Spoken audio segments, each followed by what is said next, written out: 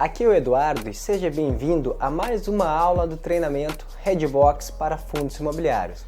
E nesta aula vamos falar um pouco da relação entre os fundos imobiliários e a inflação. Muitas pessoas que compram imóveis para receber aluguéis esperam que a renda gerada por este investimento seja corrigida, no mínimo pela inflação ao longo dos anos. E de fato, este também é um objetivo buscado pela maioria dos investidores de fundos imobiliários, principalmente aqueles que querem receber renda e não especular. Bem, mas será que o investidor de fundo imobiliário pode esperar que a sua renda seja sempre corrigida pela inflação? E a resposta é que nem sempre isso irá ocorrer. Dizer que a sua renda irá ser corrigida sempre pela inflação é dizer que o fundo de investimento imobiliário se comporta como tesouro IPCA+, com juros semestrais. É dizer que o investimento em fundos imobiliários é de renda fixa, o que não é verdade. Mas isso não quer dizer que a inflação não influencie o rendimento dos FIIs. Na verdade, os contratos de aluguéis dos fundos imobiliários costumam sim ser reajustados por índices de inflação, como IPCA ou IGPM. Só que isso é somente metade da história. O inquilino pode simplesmente ficar inadimplente, não tendo dinheiro para honrar o aluguel. E após o contrato vencer, ele pode não renovar o aluguel, e assim o imóvel ficar vago, gerando risco de vacância. Assim, veja que na prática, a sua renda não necessariamente seguirá a inflação. Pode crescer acima ou abaixo. E indo mais fundo nessa questão, queria te falar a respeito dos dois tipos de contratos existentes nos fundos imobiliários.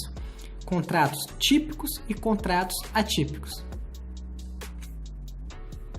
Os contratos típicos são contratos padrões no mercado, com amparo legal robusto, como a lei do inquilino, por exemplo. Para os fundos imobiliários, geralmente são de 5 anos.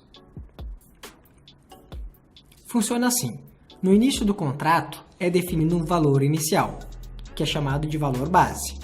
Depois, anualmente, esse valor base é reajustado por um indexador, que costuma ser um índice de inflação, como IGPM ou IPCA. Por exemplo, após o terceiro ano de contrato, o locador ou locatário pode pedir revisão do valor do aluguel, chamada revisional. Geralmente, é realizado um acordo entre as partes, mas é permitido acionar a justiça também, tanto pela parte do locador quanto do locatário. O objetivo da revisional é ajustar o preço do aluguel para valores em linha com os aluguéis praticados pelo mercado.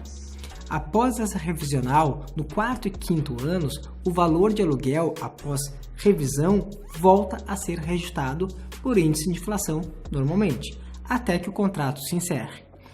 Caso o locatário decida renovar o contrato, então ao final do sexto ano, uma nova revisional poderá ser realizada e assim por diante, sempre de 3 em 3 anos.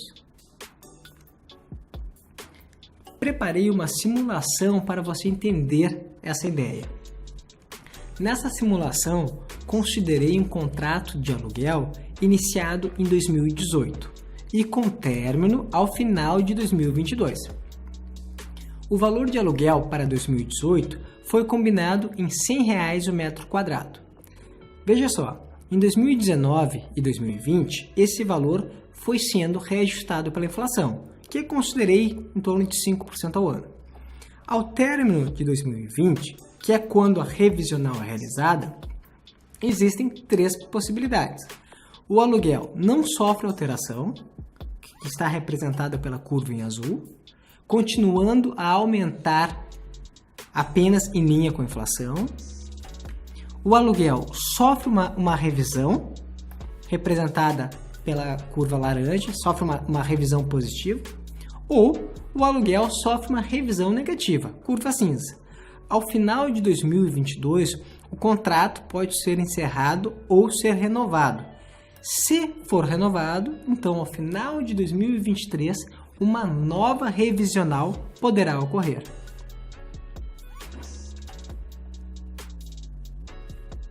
Bem, agora que você já entendeu os contratos típicos de locação, quero te falar sobre os contratos atípicos.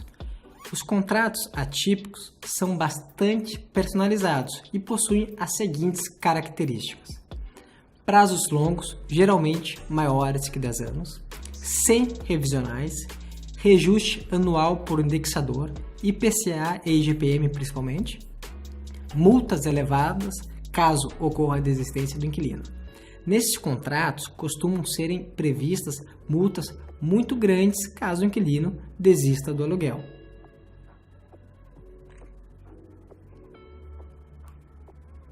Esses contratos costumam ocorrer em projetos Build-to-Suit, Retrofit, Sale Leaseback. Nos projetos Build-to-Suit, em português construído para adequar, os imóveis são construídos para se ajustarem às necessidades específicas de um determinado inquilino. Por exemplo, galpões logísticos muitas vezes são construídos nessa modalidade. Dê uma olhada agora no fundo RBRD11. Veja quais são os inquilinos que receberam imóveis adaptados. Uma variante é o retrofit, onde um imóvel considerado ultrapassado e defasado é modernizado, adaptando-o ao mundo moderno.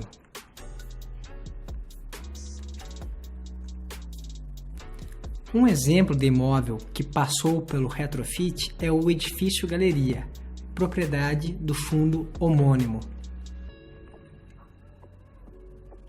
E o último tipo de projeto que utiliza contratos atípicos são as operações Sale Leaseback, vender e alugar de volta, em português. A ideia aqui é a seguinte: um determinado proprietário de um imóvel vende para uma outra parte este imóvel e após a venda passa a alugá-lo, ou seja, o vendedor se torna inquilino.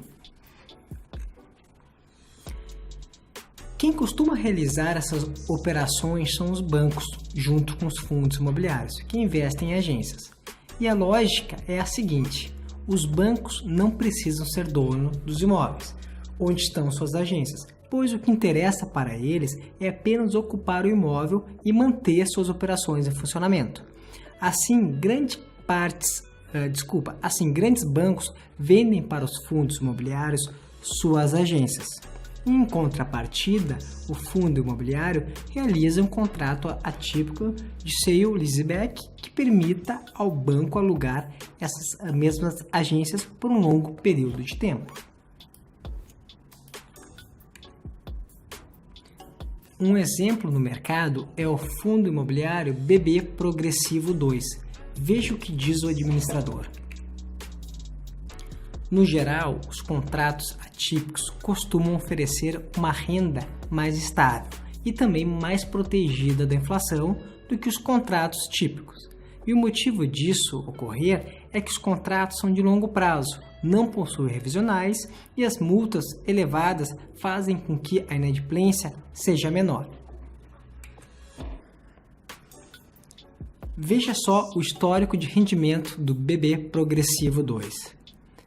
Perceba a correlação positiva entre os rendimentos do fundo e o índice IGPM, usado para reajustar os valores dos rendimentos recebidos pelo FII. Bom, até aqui eu falei apenas das vantagens dos contratos atípicos, mas há algumas desvantagens também. Por exemplo, como os aluguéis não sofrem revisionais, nem para cima nem para baixo, então em épocas de alta no ciclo imobiliário, os aluguéis serão menores do que poderiam ser. Em períodos de baixa, o oposto ocorre. Ou seja, existe uma suavização dos rendimentos do FII. Em épocas de crise no setor imobiliário, isso é uma vantagem, mas em épocas de alta acaba sendo uma desvantagem. Além disso, como os imóveis são feitos sob medida, se o inquilino resolver não renovar o contrato ao seu término, o imóvel poderá ficar vago por um bom tempo, até ser encontrado um inquilino similar ao antigo. Ou então, o fundo de investimento imobiliário terá que adaptar o imóvel para um outro tipo de inquilino. Lembrando que o inquilino pode rescindir do contrato e não ter dinheiro para pagar a multa, gerando perdas aos cotistas. Bem, gostaria de te mostrar como os fundos imobiliários separam os seus aluguéis pelo tipo de contrato e índice de reajuste. Veja só o caso do fundo Handgrifo Real Estate, separação por tipo de contrato.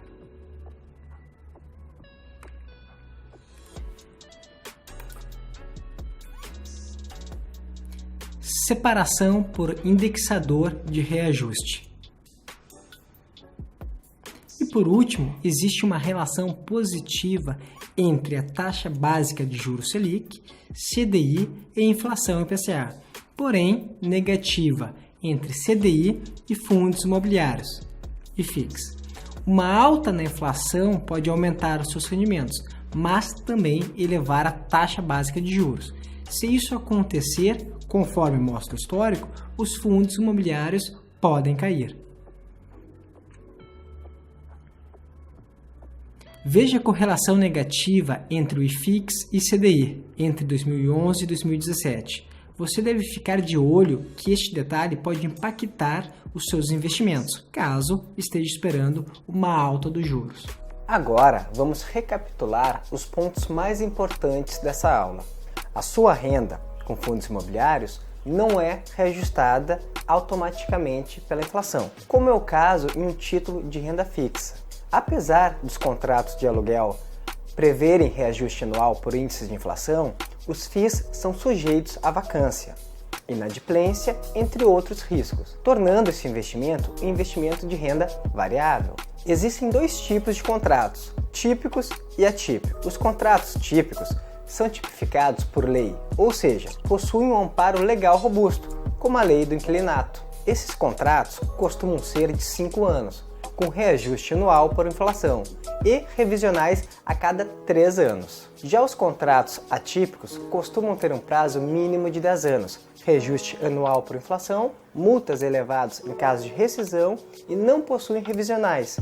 Esses contratos são estabelecidos em operações build to suit, sale leaseback e retrofit. Os contratos atípicos possuem algumas vantagens em relação aos contratos típicos, como menor inadimplência, menor vacância e também ausência de revisional, quando o mercado imobiliário está desaquecido. Por outro lado, como os imóveis são muito personalizados por inquilino, em caso de não renovação do contrato de locação, a vacância poderá ser prolongada. E quando o mercado imobiliário está aquecido, o fundo imobiliário não pode pedir revisão positiva dos aluguéis cobrados. Por fim, existe uma relação positiva entre a taxa básica de juros Selic e inflação, porém negativa entre Selic e fundos imobiliários, o IFIX. Você deve ficar de olho que este detalhe pode impactar seus investimentos caso esteja esperando uma alta dos juros.